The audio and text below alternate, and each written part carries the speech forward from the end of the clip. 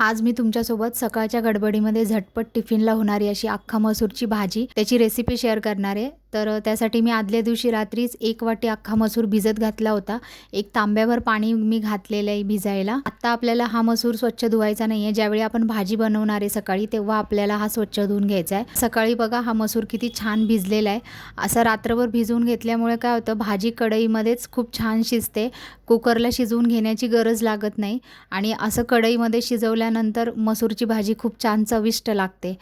फोडणीसाठी तेल गरम केलंय, त्यामध्ये पाव चमचा राई, अर्धा चमचा जिरे, काही कढीपत्त्याची पाने आणि हिंग घालून फोडणी करायची आहे। आता आपण जो कांदा बारीक चिरून घेतलेला तो घालायचा आहे फोडणीमध्ये आणि गुलाबी रंगावरती बारीक गॅसवर हा कांदा मस्त परतून घ्यायचा आहे। त्यानंतर ठेचलेल्या 4-5 लसणाच्या पाकळ्या मी याच्यामध्ये घातलेल्या आहे। याच्यामध्ये आपण कोणत्याही प्रकारचं वाटण घालणार नाहीये। ते व्यवस्थित परतून घेतल्यानंतर एक टोमॅटो जो कापून घेतलेला होता तो घातलेला आहे।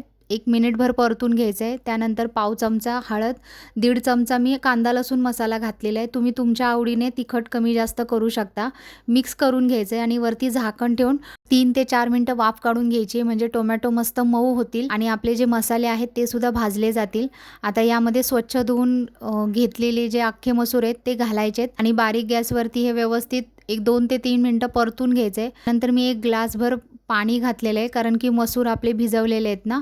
चवीनुसार मीठ घालायचं आहे, मिक्स करून घ्यायचं आहे आणि वरती झाकण ठेवून 5 ते 7 मिनिटं ही भाजी आपल्याला व्यवस्थित शिजवून घ्यायची आहे। आता 5 मिनिटानंतर बघा पाणी थोडंसं आटत चाललेलं आहे भाजीतलं आणि मी थोडंसं चेक करून बघितलं तर थोडीशी अजून मसूर शिजायला पाहिजेत, म्हणून मी अजून थोडंसं पाणी घातलेलं आहे याच्यामध्ये, म्हणजे अर्धा ग्लासला कमीच पाणी घातलं आहे। वरती झाकण ठेवून परत मी 2-3 मिनिटं वाफ काढून घेतलेली आहे। आता आपले मसूर छान मऊ शिजलेले आहेत। आता यामध्ये बारीक चिरलेली कोथिंबीर घालायची आहे आणि 1.5 चमचा मी शेंगदाण्याचा कूट घातलेला आहे। तुम्हाला जर शेंगदाण्याचा कूट आवडत नसेल तर तुम्ही नाही घातला तरी सुद्धा ही भाजी छान लागते। व्यवस्थित मिक्स करून घ्यायचं आहे आणि आपली झटपट अशी अख्खा मसूरची भाजी तयार आहे। एकदा तरी या पद्धतीने अख्खा मसूरची भाजी नक्की करून बघा। व्हिडिओ आवडला असेल तर लाईक करा, शेअर करा आणि चॅनलला सबस्क्राईब करा। थँक्यू।